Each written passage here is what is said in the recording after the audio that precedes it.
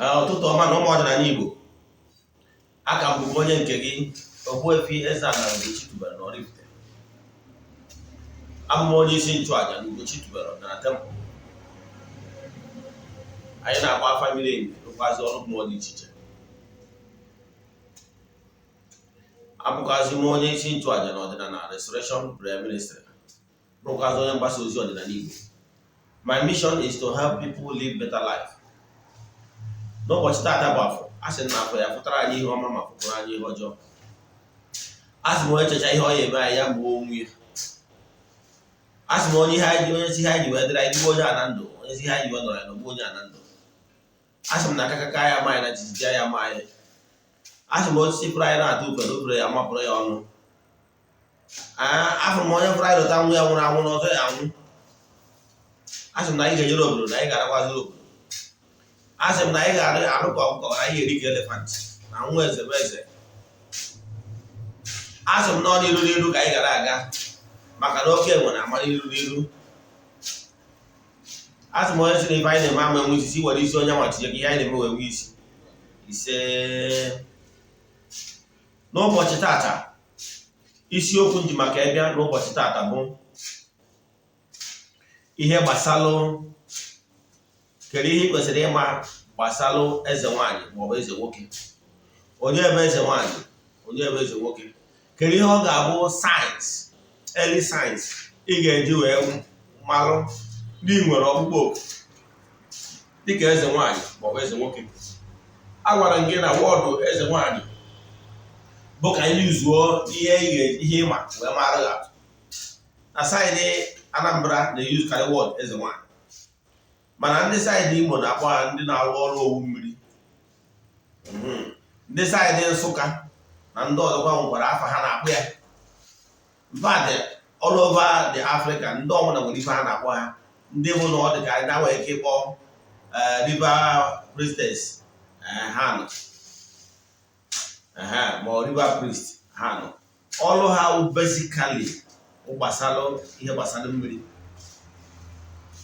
Onye ma bụ isiokwu anyị. Mana bifo ọ gaa n'iru na nke a, echefukwana na Ugochi tubelu na temple na o nwere aja anyị na-achụ kwa ọnwa. Aja ịpụta ihe, aja ide ude na aja mbuli elu. A na-achụ aja nsure ọkụ a ọnwa ọbụla. Ọ na-last 14 days. Nke ọnwa Mee a bido na May 8. The 14th day ga-abụ 21st bụ Saturday. Mana maka ihe na ọnwa Mee abụ ọnwa pụrụ nnukwute iche Ugochi tubelu na temple. Ọnwa anyị ji eme mmemme celebration anniversary of the consecration of the temple. Bụrụ ọnwa anyị ji celebrate megwazia festival maka mmụọ dị iche iche na-apụ apụ Ugochi tubelu na temple. So nke ọnwa Mee a na-abụ nke pụrụ nnukwu iche. Maka ihe nke ọnwa Mee a ọwụ na achịcha anya bụ aja na 25th, 21st. That 21st anyị ga-egbu efi ụbọchị anwa wee siri onye bụ ekpere na aja achụrụ 14 days n'isi ndị niile, ndị enyi anyị niile, ndị niile sonyere na aja aja nke ọnwa. N'ụbọchị ahụ anyị ga-akọkwa ọfọ pụrụ nnukwu iche. Oke ọfọ ya apụta anyị ga-aga ọfọ pụrụ nnukwu iche n'isi all my friends and well-wishers, my followers and my children all over the world. Anyị ga-agụ ọfọ pụrụ iche n'ime ha maka na distance idebe ịbara ya ebe ọbụla onye ọbụla nọ na ihe ka mkpa bụ na ikwenyere Ugochi tubelu na temple na aja anyị na-achụ na maka na ebe nchụaja ka bụ ofu. O nwaziri ndị yọrọ ka achụọrọ ha aja aka mkpa pụrụ iche ndị a ga-achụrụ aja eburu n'isi ha. A ga-achụkwa aja ndị anwa n'ụbọchị anwa. Ụbọchị ndị anwa ọkwa ụbọchị anyị ga-eje n'ebe ọlta jekwubi okwu. O nwere ọlta dị na Ugochi tubelu na temple ebe anyị kpọrọ Angels Field. Ebe ndị mmụọ ozi ebe anwa ndị mmadụ dị iche iche dịkwa na temple nwere ike ije ebe a jekpe ekpere ma ya ayịyọ dị iche iche. Na ya bụ ụbọchị ndị ọbụla bịara n'ụbọchị anwa ji petition that their prayer request. Ejekwa na n'ọlta jedebe ya bụ prayer request emesịa ịgbọ nnọọ ya. Ọ bụrụ na ị na-anụ olu m under the effect of my voice mana ọnọdụ ga adịrọ mma ịkụzi n'ọta olileanya ka dị. Ọ bụgoro na ị nwere ego bịa na Ugochi na temple ị ga-enye m ọta kpee ekpere wee drọpụ ya prayer request ka iso na ndị a ga-ekwubi okwu n'isi ha ka udo obi wee dị. Akọwagoro m ụnụ mmadụ dịka onye nchụaja, ọ dị ụzọ ihe na-abụ ụgwọ ọrụ onye nchụaja mmekwe taa, mana ụbọchị mma akụwazi gbasara the work of the ndị nchụaja ka mma akụwa in full. Ụzọ ọrụ na-abụ ka onye nchụaja nwere bụ ide ekwubi okwu n'isi ndị mmadụ, udo obi a na-adị, chidimma na-adị. Idekwa ya na akwụkwọ ndị ụka ọbịa dịka Jizọs ndị ụka ọbịa eprezentịrị dịka onye bụ onye nchụaja, ị ya aghọta na ụzọ ihe na-abụ ka o mere. Ụzọ ihe na-agba nke mbụ ikwubi okwu n'isi ndị mmadụ ndị bịara across his path. Nke ọzọ ọrụkwazi ọrụ mmụọ dị iche iche, ya nakwazi aja. Ụzọ ihe ndị awụ ihe ọrụ n'oge nke. So onye ọbụla bụ onye nchụaja nwere that two primary responsibility: ikwubi okwu n'isi ndị mmadụ ka ọ dịrị ndị mmadụ mma, intercede on their problems and challenges. Then nke bụ abụzi ịchụ aja. Ụzọ ihe na-abụ ka anyị na-emedebe n'Ugochi na temple to intercede on your challenges. So n'ụbọchị anwa anyị ga-elota ndị mmadụ ọgwụgwọ niile obodo oyibo, mana ị nwere ike ise ndị onye ikwu gị ma ọ bụ onye ibe gị ka ọ bịa wetanya petition. It's okay. I can tell you na your problem will soon become a thing of the past. You must be convinced yourself. All over Nigeria, feel free, you can come to go to the altar to pray. To go to the altar and submit your petition. Here, chọrọ obi tiwara etiwa n'obi wepere wepere. N'ụbọchị dị etu a, anyị mere ndị friends and well-wishers because ụbọchị anwa ebusi anya bụ efi gbuo anụ ndị ọzọ a ga-egbu, a ga-emesara aka ndị mmadụ ga-esi mba dị iche iche maka rie ma ṅụọ. Ịbịa ụbọchị ahụ ṅụọ ọgwụ afọ maka anyị kwadoro akwado, a ga-esi assorted dishes. Ndị dị iche iche ga-adị, mmanya dị iche ga-adịkwa n'ụbọchị ahụ. Then ọ bụrụ na anyị mesịa 22nd bụ Sunday, mgbe ahụ festivals agaba n'iru. Enwere ndị enyi m dị iche iche, anyị enwe live band, a ga-enwe mmọnwụ dị iche iche ga-agba ihe ọnwụ dị iche iche, a ga-erikwa nwa mara ụbọchị ahụ. So ọ bụrụ na-ewefu my friends of the temple and ndị anyị na-alụ ọrụ all over the world, you are free, you are invited. So onye bịa akpọ gị kpọọ onye ọzọ, come one come all, ka ọkwa dị mkpa. Then o nwezi ajụjụ ọbụla na-agbagwoju anyị chọrọ ịjụ, ma ọ bụ na ị chọrọ ka iso na ndị a ga-ekwubiri okwu n'ụzọ pụrụ iche n'ụbọchị ahụ, you are free to chat me on WhatsApp 08057837672. Then n'isiokwu anyị n'ụbọchị taata bụ dịka anyị si kọwa na-ekele ọrụ eke. Mana let me digress a little. In case ọ bụrụ na vidiyo a bụ vidiyo ma abụ vidiyo izie n'afọ, ka ị nwee ike ghọta ihe anyị kọwalụ na this series, because vidiyo anyị na-eme nkụzi anyị nọ na kịta bụ a series. Yes, a series nwere 5 cardinal points. Now na ya bụ series anyị na-akụzi ụzọ mmadụ ise, ụdị ndị ise, 5 groups akpọrọ ọrụ. Anyị kọwaa ụbọchị anyị bidoro ya bụ na mmadụ ọbụla Chukwu kere eke bụ onye akpọrọ ọrụ. Yes, akpọrọ ọrụ to be here on earth. Believe in me, enwere millions of human spirits in the spiritual realm na-achọ pleading ka enye ha opportunity ka ha bịa in this gross material, ka ha bịa na this physical world, ka ha bịa ndụ, but that their requests have not been granted. So ọ bụrụ na ị nọ ifuru onwe gị na this gross material world, moreover, no great opportunity given to you by the Most High and the forces of nature. Don't abuse it. Make use of it for your betterment. Believe in me, you are here in the spiritual realm. You are unconscious of who you are. You don't even know you existed. You don't even know that you existed anywhere. That is human spirit for you, human being. Because as a human, we cannot see beyond our nose. So in the spiritual, as a spiritual jam, you don't know where you existed. You don't even know that you once existed. Now, out of the mercy of the Almighty God, He gave you the opportunity, permitted you to be here on earth. The primary purpose is for you to mature as a human spirit and be conscious of who you are, develop the inner strength. By so doing, you will be able to know, be conscious of your existence. And if you'll be able to use that opportunity with the allocated time given to you, you mature. You go back down to the world of the spirit. Wherever I'm going,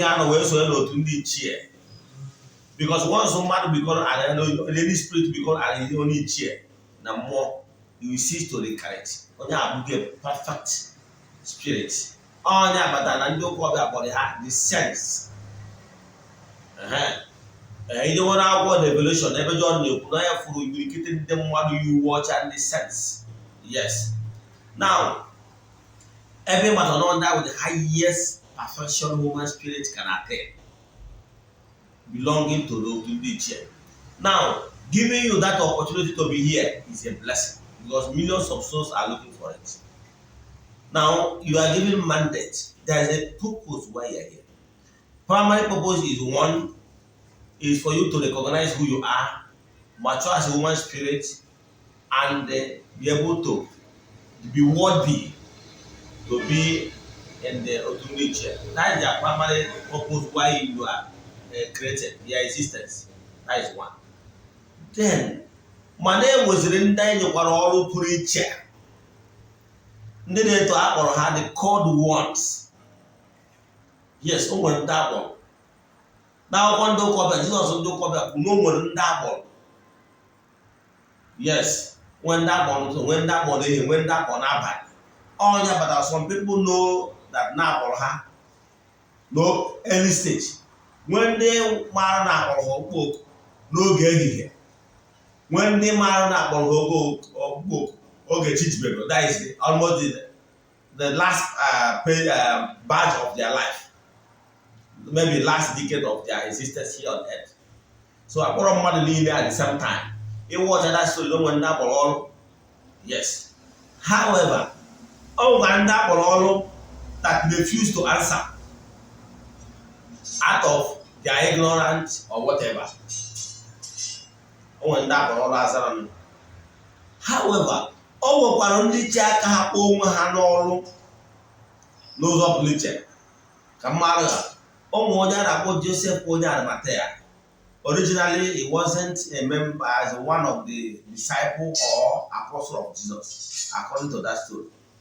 But we are told, according to that allegorical story, that when Jesus was carrying the cross, going to Golgotha, this man, Joseph and Matthias, presented himself to serve.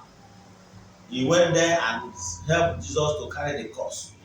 He was not originally called, but he presented himself to be called.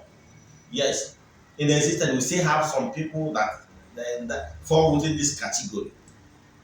Yes, in all categories we see them. Now, in other going to know what way is no more than them about when did they come home hall, brought up to now, my actually to come at Nda Mololo, they can use your language. Personally, I don't normally call human spirit Ezenwoke or Ezenwanyi. You know why? I say now, for me, now the primordial queen I know is the Queen Mother. Yes, it has her own throne. Almost the throne of the divinity. Followed by the throne of the primordial queen. Then, and now I wanted the throne of the elders and all of them, 9 pairs of angels and the rest of them coming down. Yes, come to the throne of the human spirits, and after human spirit, they have the throne of the animistics. But it's another lecture for another day. Now, what really happened is that in this human spirit called, enwere ndị akpọrọ ọrụ ka ha bụrụ ndị na-agba ụkọ to to the water elements. Agwa gị na-enwere ndị dị iche iche akpọrọ ole nwere ndị bụ ndị ọgbanje. Yesterday ka anyị kwara gbasara ndị ọgbanje etu esi ama. Gwakwa gị na o nwere ndị bụ ndị akpọrọ ọrụ dịka ndị na-agba ụkọ to water elements. Ndị akpọrọ Ezenwoke ma ọ bụ Ezenwanyi. Agwa gị ndị ebe anyị chọọ use the word of Ezenwoke bụ language ndị Anambra na-use karị. So ihe ji wee use them, ha na like use ihe mmadụ ma ọmarị ya ihe ọmarị. So e nwere ndị akpọrọ ọrụ water elements. Nwekwa ndị akpọrọ ọrụ by ike ọdịnala. Nwere ndị akpọrọ ọrụ site n'ike ọdịnala jointly with the elements, the sun, the land. Then etu a ka esi wee nwee ndị ichie kpọrọ and rest of them wee nwezie other the class of the Libyans. Then where the class of the prophets, the amụma. Then where's the highest point of the class of the priest. Now, but I may way. So now I will have the market with the class of the Ezenwoke, Ezenwanyi. This class of people they're supposed to be a mediator between the river goddess and the humans. Yes. Ndị na-etu a ọrụ mmiri ha ga-arụtụ ya ọfụma. Ọrụ mmiri ha ga-arụtụ ya ọfụma. Ha rụọ ọrụ mmiri ọ ga-aga. Then mana ha nọzi n'ụwa ọkwụrụ ọgwụ. Ma ndị enwero the gift of ịlụ beyond ọrụ mmiri, ha nwere ike claim na ha na-alụ so many other things. So only kada nwere ike ịlụ ọrụ niile bụ the priest. You know why? The priest is the highest point of any human spirit can be called. When even Moses is a priest. Elkanah is a priest. Melchizedek. And with so many other things. Even Jesus, according to that Bible, was presented as a priest when he tried. So the priest is the highest of them all, because the mediator between the highest beings and the humans. On the manner why the Hamad were the highest, no how they intercede. So and the Aja carried over. So these people that fall in that class, in any situation, what they will offer is plead for mercy and sacrifice. And that's the normal case with this their attribute of pleading and sacrifice made it possible that a priest can walk intercede in every case. For the work as a priest, down to all the elements to the even to objects, a priest can work on all of them. Now, the priest wanted to other. What you normally do to object is not to start fighting. Yes, no object. Only I want to do on the empire. Can have the no? I got on channels and only I is on the empire. A plead and intercede. Now they name their price, now the hatch of Toro Haja, Chidimadi, Makanaja, carried over. So a priest had the formula. A priest, young time we take because now I never know yes. And with so many ways as he equalize more as I want to do teacher. A Dibia, a call Dibia can do. So the priest believe in no matter how say I no no no we more and more channels. So it has a walk of the priest. So Maria and Awana, they are the river priest. Mawoke Hamawani. And was sent to be a demand. Yes. As no one doesn't know why. Or no, one of them are confused. Now, for that reason, a lot of people claim so many things. What is running now? What is claiming Ezenwanyi? Because of ignorance. Man, they fall within the cadre of one day is claiming Ezenwanyi. Man, they claim Bakuna, not a class of Ezenwanyi. How about Kuzi Akani Nakeba? I want to know how Ezenwanyi. Yes, how original Ezenwanyi, and I'm not why they, but Hannah says why based on Nando's answer. Upon the who did be a follow with the wooden Ezenwanyi and so many other things. But here in our ignorant, and will be Hosea forces out of ignorant and lack of vision. Believe in me, they will come. If you are a type that normally practice the spiritual exercise, I keep emphasizing on.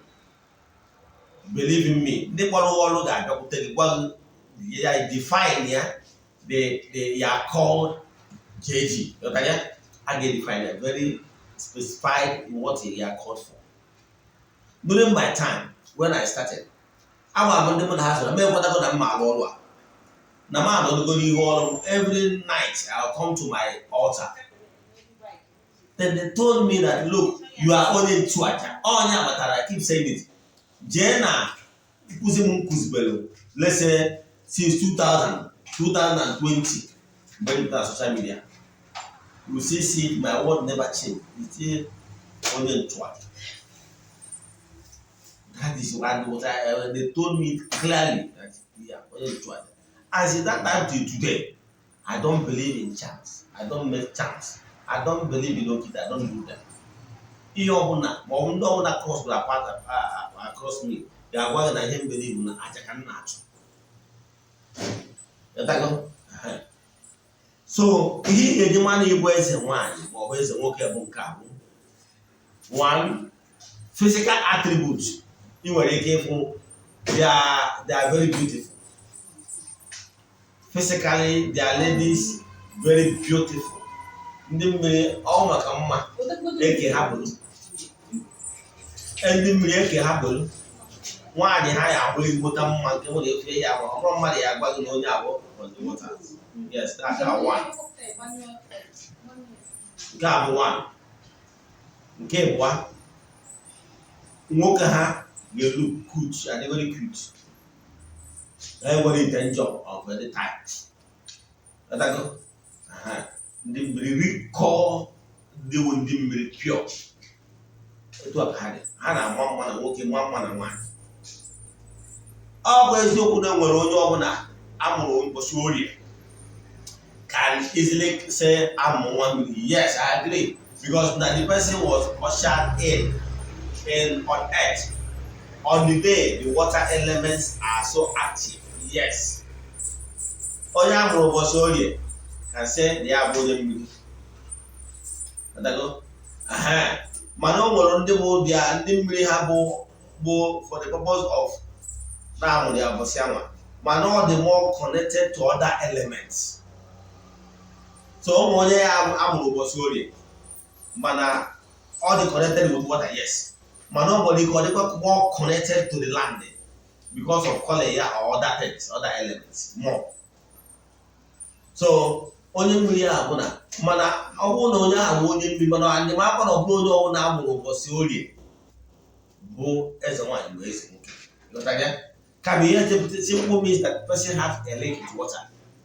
Then marakwa na ndị amụrụ ụbọchị ọzọkwa nwekwa link with water. By birth, by affiliation, and by partnership. Example like me, I'm on Washington, but I have strong link with water. You understand? I have strong link with water. Then it has a lot of things can cause it. If your mother or your father is strong in the middle, all the obvious that now most of their child will have link with water. Naturally, my mother had a joke was always one. Yes, her vision is very clear, her dreams are very clear. And if she's angry with you or maybe wish you well, you go far. So I want to make my date, mama. And my family, obviously, are more down. Everybody has a link with water. Whether my mother was holding my mom was another one. So enwere so many things kpata na ọtụtụ ndị mmadụ dị interconnected, interlinked. Lawyer but amadi okwu gbasara elements, because somebody can be in one element, core element in this particular element, while have link with other elements. For me, I don't normally treat the element because I know every human spirit has the capacity to act and build relationship with all the elements. Well, mad. Saying no particular guy or were a friend of the family and they were so nice to a member of the family. Being that nice to a member of family, just with time, you become two friends with all the members of the family. Because that particular person or friend there originally, we always talk good of him or her to the family members. And everybody will be looking towards to the person with love based on your relationship will build with a member of the family. So the four cardinal elements are what? So it's possible for you to be linked, all of them, depending on your spiritual maturity. You understand? So the physical attribute of Ezenwoke or Ezenwanyi, they must be good. Yes. Gaofu. Kebwabuna. Called as Ezenwanyi. I didn't put my audio with us. Yes. Onye nwere ụfọdụ ihe ị gara afụta. Primary tell one of ụfọdụ n'ime ha nwere ike ịpụta bụ ụfọdụ ifu onwe gị na mmiri.